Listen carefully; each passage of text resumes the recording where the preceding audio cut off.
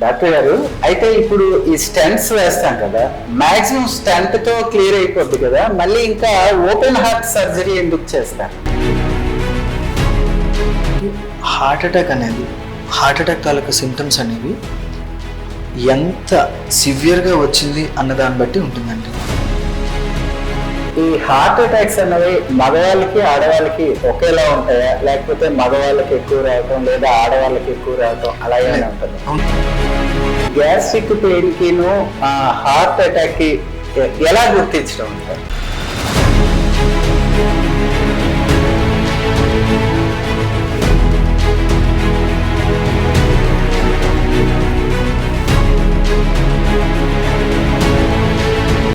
Hi, hello, నమస్తే. Jeevan TV వినూత్నంగా నిర్వహిస్తున్న హలో డాక్టర్ కార్యక్రమానికి స్వాగతం. ప్రజలకు సర్వసాధారణంగా వచ్చే వ్యాధులేంటి, వాటి వల్ల కలిగే ఇబ్బందులేంటి, ఆ రుగ్మతలు రాకుండా తీసుకోవాల్సిన జాగ్రత్తలేంటి, వాటి వైద్య విధానం ఏంటి, వైద్యం తర్వాత తీసుకోవాల్సిన జాగ్రత్తలేంటి మొదలైన విషయాలపై ప్రజల్లో ఉండే అనుమానాలు, అపోహలు తొలగించడానికి జీవన్ టీవీ చేసే ప్రయత్నమే ఈ జీవన్ టీవీ హలో డాక్టర్. ఈరోజు ఒక యంగ్ అండ్ డైనమిక్ డాక్టర్, ప్రముఖ interventional cardiologist, founder doctor Vijay's healthy heart hospital K Vijay Kumar MD, DM cardiology మనతో ఉన్నారు. వారికి గుండెకు సంబంధించి వచ్చే వ్యాధులేంటి, వాటి చికిత్స విధానం మొదలైన విషయాలు అడిగి తెలుసుకునే ప్రయత్నం చేద్దాం. డాక్టర్ గారు, ఒకప్పుడు శ్రీకాకుళం ప్రజలు ఏంటంటే హార్ట్ కి సంబంధించి ఏ ప్రాబ్లం వచ్చినా కూడా వైజాగ్ పరిగెట్టేవారు. ఈ ప్రాసెస్ లో చాలా మంది ప్రాణాలు దారిలోనే పోయేవి. కరెక్ట్. అన్ఫార్చునేట్లీ ఇప్పుడు మీలాంటి యంగ్ క్వాలిఫైడ్ డాక్టర్స్ శ్రీకాకుళంలో కూడా ఉండటం నిజంగా మంచి శుభ పరిణామం. డాక్టర్ గారు, ఈ సందర్భంగా మీ చైల్డ్హుడ్ లైఫ్, అసలు మీ ఫాదర్ ఫైనాన్షియల్ పొజిషన్, మీ నేటివ్ ప్లేసు, మీ విద్యాభ్యాసం, చిన్ననాటి విద్యాభ్యాసం అవేమైనా మా జీవన్ టీవీ ప్రేక్షకులకి చెప్తారా? తప్పకుండా.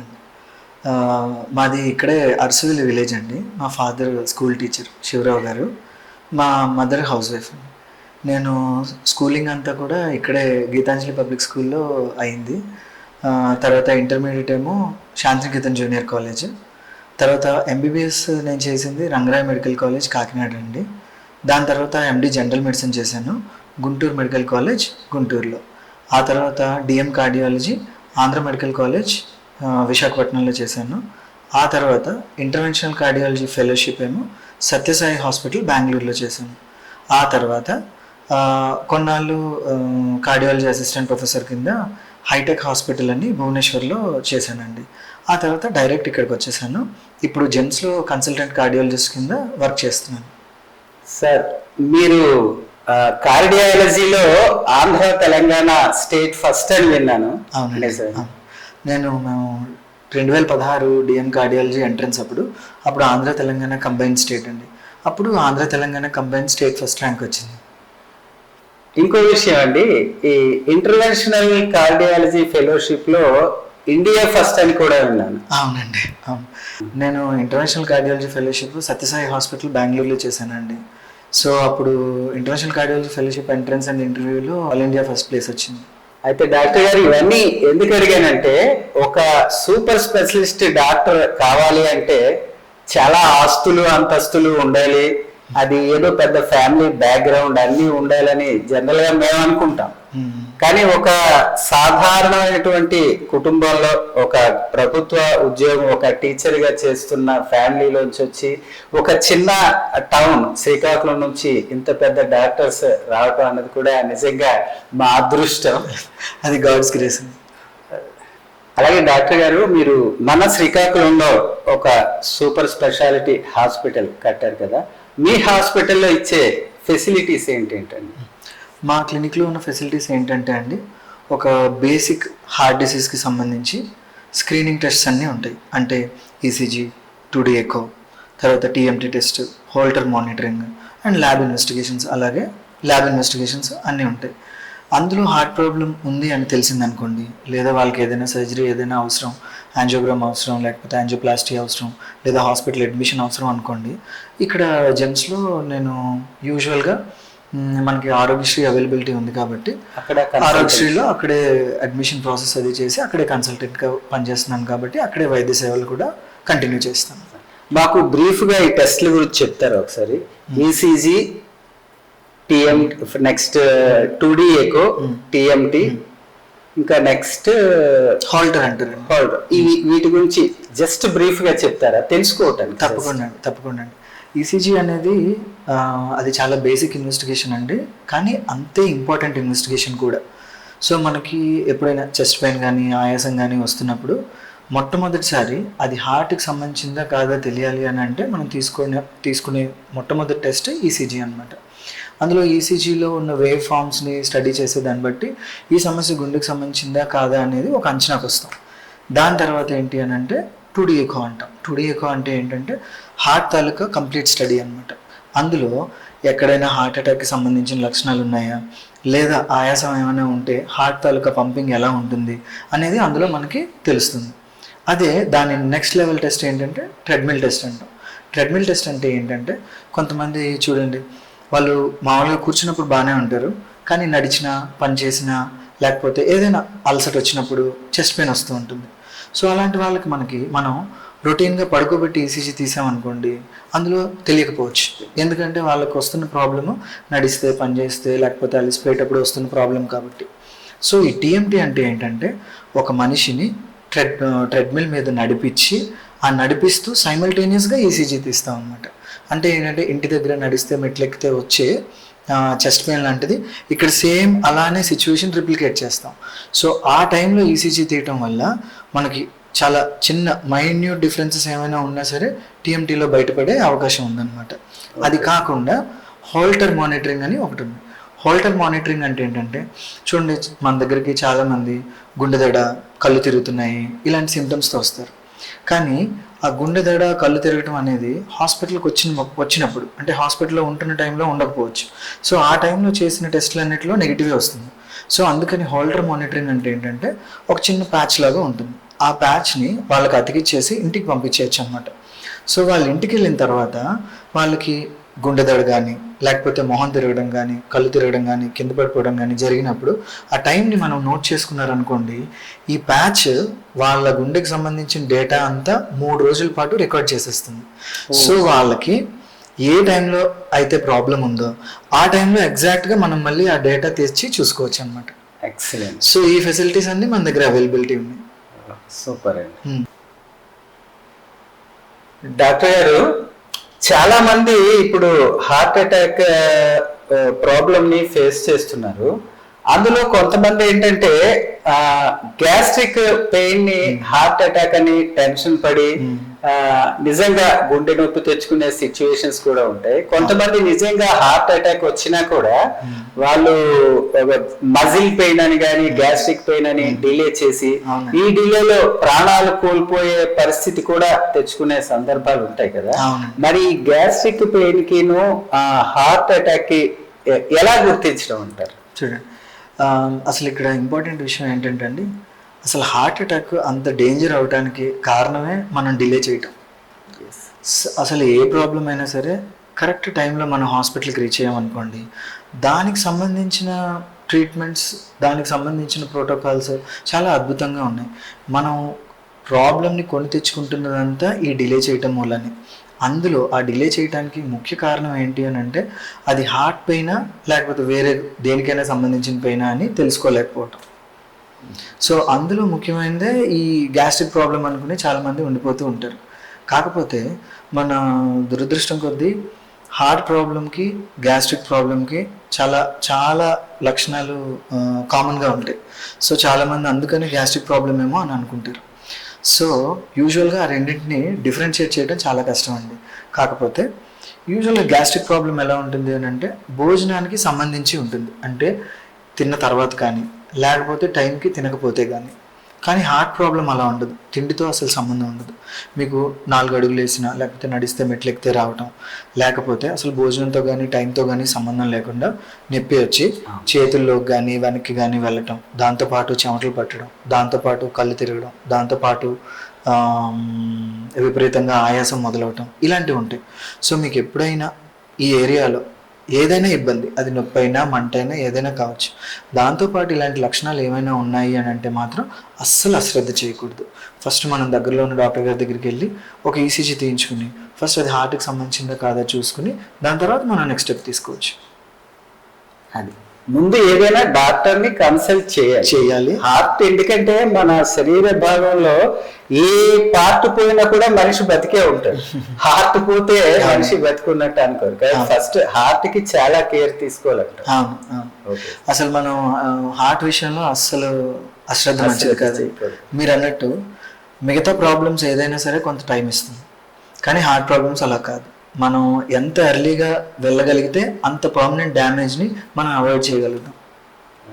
డాక్టర్ గారు, ఇప్పుడు ఈ హార్ట్ అటాక్ వచ్చిన ప్రతి ఒక్కరికి ఈ నొప్పి, ఆయాసం, ఈ సిమ్టమ్స్ వస్తాయా, లేకపోతే సిమ్టమ్స్ లేకుండా సడన్ డెత్ కూడా వచ్చే అవకాశం ఉంటుందండి. సో చూడండి, మనకి హార్ట్ అటాక్ తాలూకు సిమ్టమ్స్ అనేవి ఎంత సివియర్గా వచ్చింది అన్న దాన్ని బట్టి ఉంటుందండి. సో ఒక మోస్తారుగా వచ్చిన వాళ్ళకి మాత్రం ఈ గుండె నొప్పి, ఆయాసం వీటితో ప్రజెంట్ అవుతారు.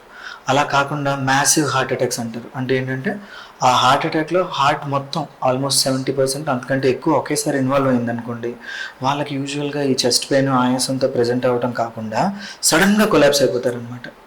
సో దాని అర్థం ఏంటంటే వాళ్ళకి మ్యాసివ్ హార్ట్ అటాక్ వచ్చే అవకాశం ఎక్కువ ఉండిందని దాని అర్థం. అంటే అదేనా ఈ మైల్డ్ హార్ట్ అటాక్ అని సివియర్ హార్ట్ అటాక్ అంటారు? ఉంటుందండి. అంటే చూడండి, ఈ mild, moderate, severe heart attacks అనేది మనం ఎలా డివైడ్ చేస్తాము అని అంటే, యూజువల్గా హార్ట్ తాలూకా కండరం ఎంత ఉందనుకోండి, ఇలా ఉందనుకోండి, అందులో ఎంత మేరకు 10% ఇన్వాల్వ్ అయిందా, 20% ఇన్వాల్వ్ అయిందా, 40% ఇన్వాల్వ్ అయిందా, 60% ఇన్వాల్వ్ అయిందా అన్న దాన్ని బట్టి దాని సివియరిటీని మనం గ్రేడ్ చేస్తాం యూజువల్గా. సో సివియరిటీ పెరుగుతున్న కొద్దీ వాళ్ళకి సిమ్టమ్స్ చాలా తక్కువ వచ్చి సడన్గా కొలాప్స్ అయ్యే అవకాశం ఎక్కువ ఉంటుంది. సివియరిటీ తగ్గుతున్న కొద్దీ వాళ్ళకి సిమ్టమ్స్ గుండె నొప్పి లాగా రావటం, ఆయాసం లాగా రావటం ఉంటుంది. అయితే డాక్టర్ గారు, ఇప్పుడు మీరు చెప్పిన మిగతా కారణాల్లో అంటే ఈ లైఫ్ స్టైల్ మార్చడం, ఈ యోగాతో స్ట్రెస్, ఎక్సర్సైజ్ తో బాడీని కంట్రోల్ పెట్టుకోవటం గట్రా అంటే మన చేతిలో ఉంటుంది. ఈ వంశ పారంపర్యంగా జీన్స్ తో వచ్చే ఈ దీన్ని మనం కంట్రోల్ చేసుకోలేమా? తప్పనిసరిగా కంట్రోల్ చేసుకోగలమండి. సో ఎవరికైతే ఈ ఫ్యామిలీలో రన్ అవుతూ ఉంటాయో మిగతా వాళ్ళు తీసుకునే దానికంటే ఇంకా కేర్ఫుల్గా ఉండాలి. అంటే వాళ్ళ కొలెస్ట్రాల్ అదుపులో ఉంచుకోవాలి, వాళ్ళ బీపీ కంట్రోల్లో ఉంచుకోవాలి, షుగర్ రాకుండా చూసుకోవాలి. ఒకవేళ షుగర్ వచ్చినా సరే అది కంట్రోల్లో ఉండేలాగా చూసుకోవాలి. మీ ఆహారం, మీ నిద్ర, మీ వ్యాయామం మీరు కంట్రోల్లో ఉంచుకోగలిగితే సపోజ్ మీ ఫ్యామిలీలో హార్ట్ ప్రాబ్లమ్స్ రన్ అయినా కూడా దాన్ని అదుపు చేయగలుగుతాం. అయితే డాక్టర్ గారు, ఇప్పుడు ఈ ఫుడ్ అన్నారు, వ్యాయామం, ఈ స్ట్రెస్ కంట్రోల్ ఇవన్నీ అన్నారు కదా, వీటిలో ఏది ఇంపార్టెంట్ అంటారు? సార్, ఫస్ట్ ఎప్పుడైనా హార్ట్ ప్రాబ్లం రాకుండా ఉండాలి అని అంటే అన్నిటికంటే ముఖ్యంగా కంట్రోల్ పెట్టుకోవాల్సింది ఆహారం. 70% ఆహారం మీద డిపెండ్ అయి ఉంటుంది. తర్వాత 20% మీ నిద్ర, మీ స్ట్రెస్ కంట్రోల్ మీద డిపెండ్ అయి ఉంటుంది. 10% మాత్రమే వ్యాయామం మీద డిపెండ్ అయి ఉంటుంది. ఇప్పుడు ఈ హార్ట్ అటాక్స్ అన్నవి మగవాళ్ళకి, ఆడవాళ్ళకి ఒకేలా ఉంటాయా, లేకపోతే మగవాళ్ళకి ఎక్కువ రావటం లేదా ఆడవాళ్ళకి ఎక్కువ రావటం అలా ఏమైనా ఉంటుందా? ఉంటుందండి. హార్ట్ అటాక్ అనేది మగవాళ్ళకి, ఆడవాళ్ళకి చాలా డిఫరెంట్గా బిహేవ్ చేస్తుంది. సో హార్ట్ అటాక్ అనేది ఫస్ట్ ఏంటంటే హార్ట్ అటాక్ అనేది ఆడవాళ్ళకంటే మగవాళ్ళల్లో ఎక్కువ ఉంటుంది. తర్వాత ఆడవాళ్ళల్లో వాళ్ళకి మెన్స్ట్రుయేషన్ అంటే ఈ పీరియడ్స్ వచ్చినంత వరకు కూడా వాళ్ళకి హార్మోన్ ప్రొటెక్షన్ ఉంటుంది. సో దానివల్ల ఆ పీరియడ్స్ వచ్చినన్నాళ్ళు, నెలసరిలు వచ్చినన్నాళ్ళు వాళ్ళకి ఆ హార్ట్ అటాక్కి సంబంధించి కొంత ప్రొటెక్షన్ ఉంటుంది. ఎప్పుడైతే వాళ్ళు మెనోపాజ్లోకి ఎంటర్ అవుతారో, అంటే ఎప్పుడైతే వాళ్ళ నెలసరిలు ఆగిపోతుందో అప్పుడు వాళ్ళ తాలూకా హార్ట్ అటాక్ రిస్క్ అనేది మగవాళ్ళ కంటే 4 ఇంతలు పెరిగిపోతుంది. డాక్టర్ గారు, ఇంకో విషయం, ఇప్పుడు ఈ హార్ట్ అటాక్స్ అనేవి ఎర్లీ అవర్స్ లో వస్తుంటాయి, 3 గంటలు 4 గంటలకని విన్నాం. కొన్నిసార్లు ఈ రెస్ట్ రూమ్ లో కూడా హార్ట్ అటాక్స్ ఎక్కువగా వచ్చే అవకాశాలు ఉంటాయని వింటుంటాం. అవునండి, అది ఎంతవరకు కరెక్ట్ సార్? అది కరెక్ట్ అండి. మనం యూజువల్గా హార్ట్ అటాక్ ఫాలో అయ్యే ప్యాటర్న్ తీసుకుంటే వింటర్లో అంటే చలికాలంలో, మండే అంటే సోమవారాలు, అండ్ మార్నింగ్స్ తెల్లవారుజాము, ఈ 3 టైమ్స్లో హార్ట్ అటాక్స్ చాలా ఎక్కువగా జరుగుతూ ఉంటాయండి. హార్ట్ అటాక్స్ బారిన చాలా ఎక్కువగా హార్ట్ అటాక్ బారిన పడుతూ ఉంటారు. సో ఈ మార్నింగ్స్ ఏమవుతుంది అని అంటే యూజువల్గా మనం ఎర్లీ మార్నింగ్స్లో తీసుకుంటే మనకి ఒంట్లో కార్టిసాల్ అనే హార్మోన్ ఎక్కువగా రిలీజ్ అవుతుంది. యూజువల్గా ఆ కార్టిసాల్ తాలూకా హార్మోన్ హార్ట్ మీద చాలా కొంత ఒత్తిడి ఉంటుందన్నమాట. ఎవరైతే ఈ స్ట్రెస్ని సరిగ్గా హ్యాండిల్ చేసుకోలేరో వాళ్ళలో ఈ మార్నింగ్ కార్టిసాల్ తాలూకా ఎఫెక్ట్ మరింత ఎక్కువ ఉంటుంది. సో అందుకని హార్ట్ అటాక్స్ యూజువల్గా ఎర్లీ మార్నింగ్స్లో ప్రెజెంట్ అవుతాయి. మండే అన్నారు, అదేంటి సార్ అది? మండే అంటే యూజువల్గా సండే మనం చాలా రిలాక్స్ అవుతాం కదండి. తర్వాత ఈ మండే ఆఫీస్ స్ట్రెస్ ఉంటుంది కదా, యూజువల్గా ఆ స్ట్రెస్ మూలనే మండేస్ హార్ట్ అటాక్స్ చాలా ఎక్కువ చూస్తూ ఉంటాం. ఈ చలికాలం నెక్స్ట్ వచ్చేది చలికాలం. యూజువల్గా మన రక్తనాళాలు ఉంటాయి కదా, అది చలికి సన్నబడటం, ఎండకి కొంచెం డైలైట్ అవ్వడం, ఎక్స్పాండ్ అవ్వడం జరుగుతూ ఉంటాయి అన్నమాట. సో ఎప్పుడైతే ఈ చలికి రక్తనాళాలు కొంచెం కన్స్ట్రిక్ట్ అవుతాయో అంటే సన్నబడతాయో అప్పుడు గుండెకి సప్లై చేసే రక్తం కూడా కొంచెం తగ్గుతుంది అనమాట, బ్లడ్ సప్లై తగ్గుతుంది. సో దానివల్ల ఈ చలికాలం హార్ట్ అటాక్స్ అనేవి కొంచెం ఎక్కువ ఉంటుంది. సరే, ఈ గుండె నొప్పి వచ్చే వాళ్ళకి యాంజియోగ్రామ్ చేశారు, యాంజియోప్లాస్టీ చేశారు అంటుంటారు. అంటే ఈ యాంజియోగ్రామ్ అంటే దేనికి చేస్తారు, యాంజియోప్లాస్టీ అంటే ఏంటి? ఓకే, చూడండి, యాంజియోగ్రామ్ అనేది స్టడీ, యాంజియోప్లాస్టీ అనేది ట్రీట్మెంట్. యాంజియోగ్రామ్ అంటే ఏంటి అని అంటే మీ రక్తనాళాలు ఎలా ఉన్నాయి అని చేసే టెస్ట్ని యాంజియోగ్రామ్ అంటాం. ఆ రక్తనాళాల్లో ఒకవేళ బ్లాకేజ్ ఉందనుకోండి, దాన్ని బెలూన్తో కానీ స్టెంట్తో కానీ ట్రీట్మెంట్ చేసామనుకోండి, దాన్ని యాంజియోప్లాస్టీ అంటాం. డాక్టర్ గారు, అయితే ఇప్పుడు మీరు యాంజియోగ్రామ్ చేసినప్పుడు ఏదైనా ప్రాబ్లం ఉందని మీరు గుర్తిస్తే మందులతో తగ్గదు అంటే అప్పుడు యాంజియోప్లాస్టీ చేస్తారు. కరెక్ట్ అండి. సో యూజువల్గా ఏం చేస్తామంటే ఇప్పుడు యాంజియోగ్రామ్ చేస్తాం, యాంజియోగ్రామ్లో ఆ తాలూకా డిసీజ్ ఎంత ఉందో చూస్తాం అనమాట. ఒకవేళ మందులతో అయిపోతుంది అని అనుకుంటే వాళ్ళకి మందులతోనే సరిపెడతాం. లేదు ఇది ఖచ్చితంగా మనకి బాగా ట్రబుల్సమ్ అని అప్పుడు అనిపించింది అనుకోండి, సో దాన్ని స్టంటింగ్తో కానీ లేకపోతే ఓపెన్ హార్ట్ సర్జరీ కానీ చేయాల్సి ఉంటుంది. అంటే ఈ యాంజియోగ్రామ్ అన్నది ఎలా చేస్తారు సార్?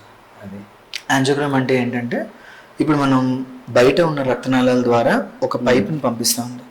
ఈ పైప్ని పంపించి గుండెకి సప్లై చేసే రక్తనాళాల వరకు తీసుకెళ్ళి అక్కడ నుంచి కాంట్రాస్ట్ ఇంజెక్షన్ అని ఒకటి ఇంజెక్ట్ చేస్తాం. ఆ ఇంజెక్ట్ చేస్తే మనకి హార్ట్కి సప్లై చేసే రక్తనాళాల తాలూకా పిక్చర్ చాలా క్లియర్గా కనిపిస్తుంది అనమాట. దీన్ని యాంజియోగ్రామ్ అని అంటాం. దాంట్లో ఎక్కడ బ్లాక్స్ ఉన్నాయో కనిపిస్తుంది. అక్కడ మీరు స్టెంట్ పెడతారు. అక్కడ ఆ బ్లాక్ కనుక మందులతో సరిపోదు, మందుల వల్ల మనం డీల్ చేయలేమని అనిపించినప్పుడు ఆ ఏరియాని స్టెంట్ చేస్తాం. డాక్టర్ గారు, అయితే ఇప్పుడు ఈ స్టెంట్స్ వేస్తాం కదా, మాక్సిమం స్టెంట్ తో క్లియర్ అయిపోద్ది కదా, మళ్ళీ ఇంకా ఓపెన్ హార్ట్ సర్జరీ ఎందుకు చేస్తారు? అవునండి, యూజువల్గా మనం యాంజియోగ్రామ్ చేసిన తర్వాత మామూలుగా మనకి 3 రక్తనాళాలు ఉంటాయి. సో మనం ఆ యాంజియోగ్రామ్ స్టడీలో ఎన్ని రక్తనాళాల్లో బ్లాకేజెస్ ఉన్నాయి, ఒక్కొక్క రక్తనాళంలో ఎన్ని బ్లాకేజెస్ ఉన్నాయి, ఇవి స్టెంట్స్తో అవుతాయా అవ్వవా అనేది ఫస్ట్ చెక్ చేస్తాం. ఒకవేళ స్టెంట్స్తో అవ్వవు, లేదా 3 రక్తనాళాలు బ్లాకేజ్ ఉన్నాయి, లేదా చాలా మల్టిపుల్ బ్లాకేజెస్ ఉన్నాయి అని అనుకోండి, యూజువల్గా అవి స్టెంట్స్తో అవ్వవు. సో అప్పుడు వాళ్ళని ఓపెన్ హార్ట్ సర్జరీకి పంపిస్తాం. గారు, ఇంతకు ముందు ఏదైనా హార్ట్ ప్రాబ్లం వస్తే వైజాగ్ వెళ్ళేవాళ్ళం. ఇప్పుడు మీరు చెప్పే ట్రీట్మెంట్స్ అన్ని ఇక్కడ అవైలబుల్ గా ఉన్నాయా? వైజాగే వెళ్ళాలి? లేదు, చూడండి, ఇంతకుముందు ఒక 10 సంవత్సరాల ముందు అయితే మనకి శ్రీకాకుళంలో అన్ని ఫెసిలిటీస్ ఉండేవి కావు, కాబట్టి ప్రతి చిన్న ప్రాబ్లంకి వైజాగ్ వెళ్ళాల్సి వచ్చేది. అండ్ ప్లస్ ఆ వెళ్ళే దారిలోనే ఎన్నో మరణాలు జరిగేవి. సో ఇంకా ఇప్పుడు ఆ ప్రాబ్లం లేదండి. మన శ్రీకాకుళంలో అన్ని ఫెసిలిటీస్ ఉన్నాయి. ఇప్పుడు గుండెకి సంబంధించి మనం ఏవేవైతే ట్రీట్మెంట్ ఆప్షన్స్ మాట్లాడుకున్నామో అవన్నీ కూడా శ్రీకాకుళంలో అవైలబిలిటీ ఉన్నాయి. డాక్టర్ గారు, మీరు మీ సూపర్ స్పెషాలిటీ అయిపోయిన తర్వాత మీరు ప్రాక్టీస్ మొదలుపెట్టి ఎన్ని సంవత్సరాలు అయిందండి? మొత్తం టోటల్ మీ జర్నీ? 6 సంవత్సరాలు అయిందండి. 6 సంవత్సరాలు.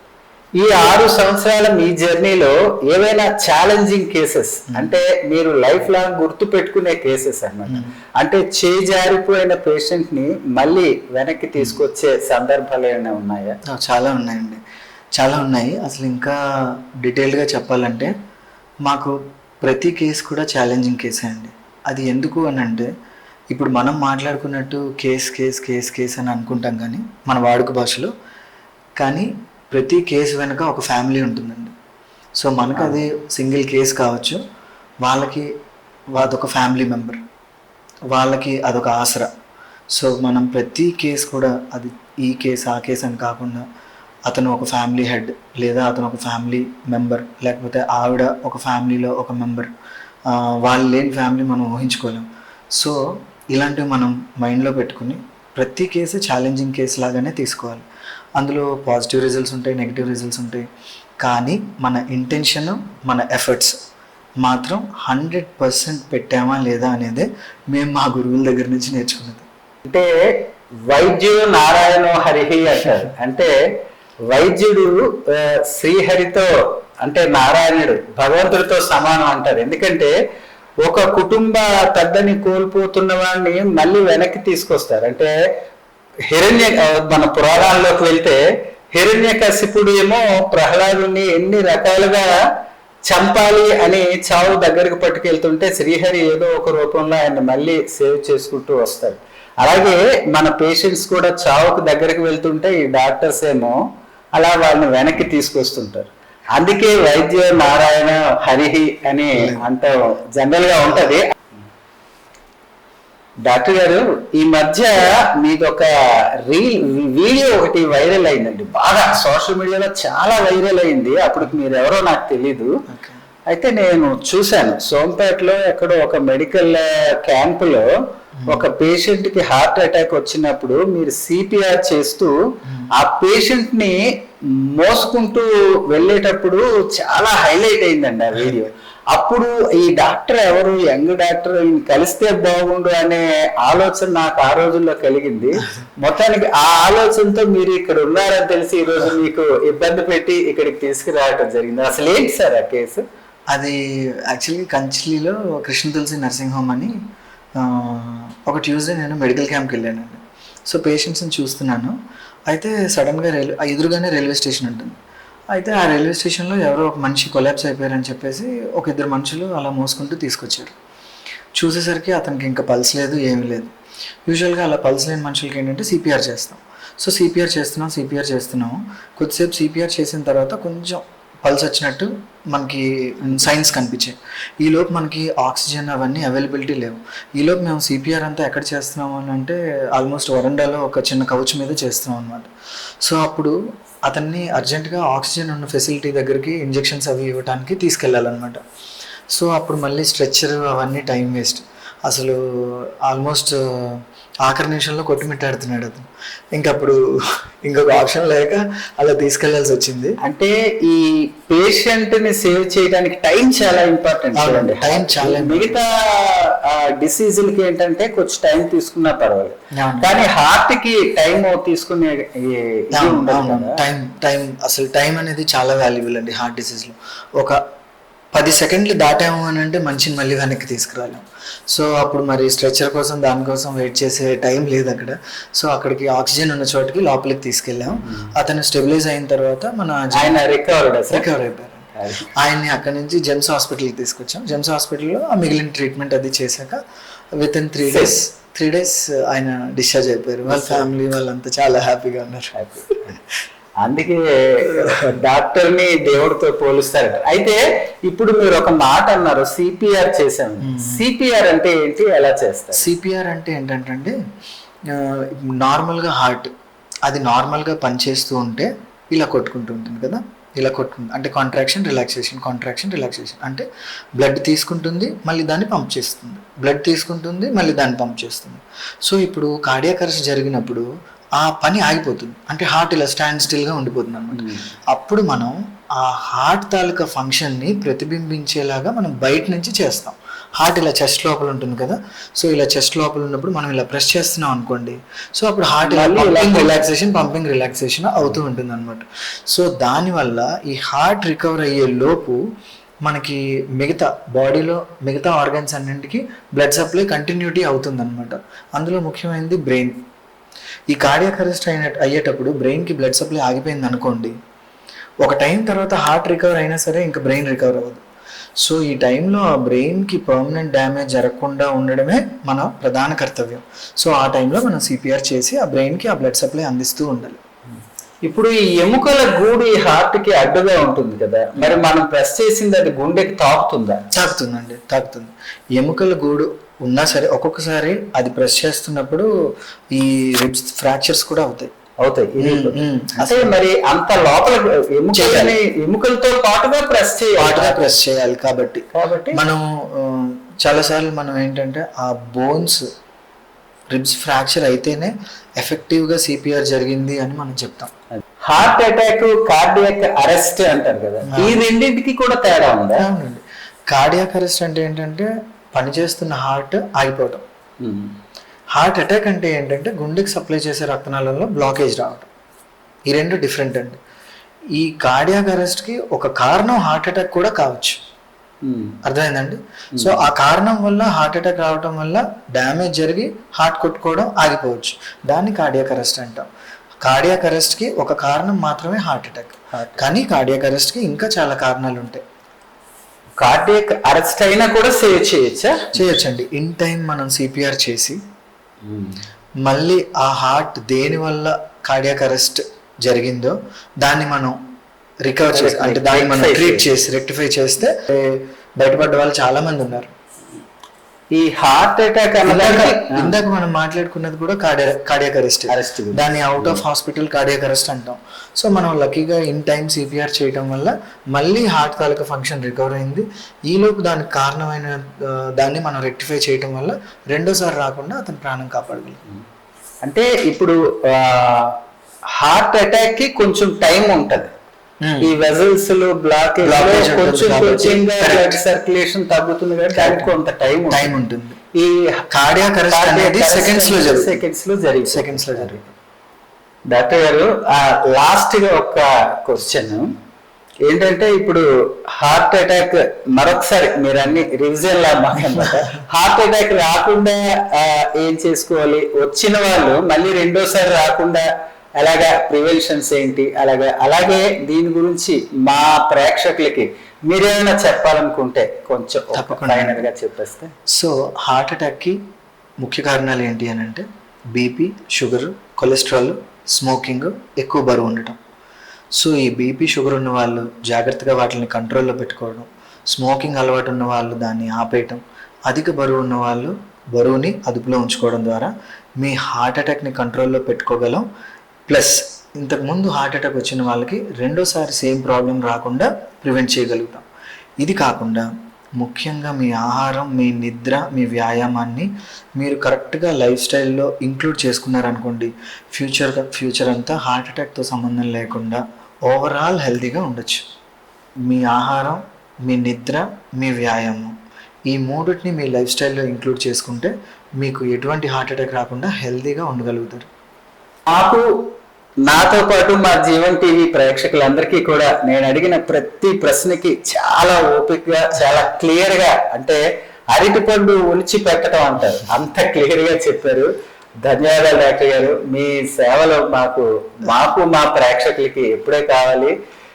ఎప్పుడైనా అవకాశం ఉన్నా ఏ దీని మీదైనా మీ దగ్గరకు వచ్చి సలహాలు అడుగుతాం.